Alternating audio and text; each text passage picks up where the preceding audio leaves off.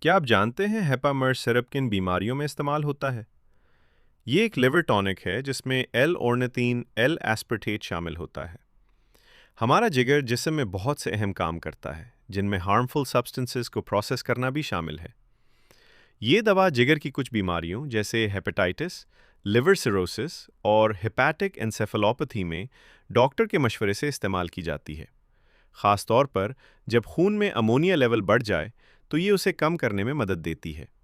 جب ہمارا جسم پروٹین کو توڑتا ہے تو امونیا بنتا ہے۔ عام حالات میں جگر اس امونیا کو ایک کم نقصان دہ مادے یعنی یوریا میں تبدیل کر کے جسم سے خارج کر دیتا ہے۔ لیکن جب جگر صحیح طرح کام نہ کرے، جیسے لیور سیروسس یا شدید لیور ڈیمیج میں، تو امونیا خون میں جمع ہونے لگتا ہے۔ زیادہ امونیا دماغ پر اثر ڈال سکتا ہے، جس سے کنفیوژن، نیند زیادہ آنا اور ہیپیٹک انسیفالوپیتھی جیسی خطرناک حالت پیدا ہو سکتی ہے۔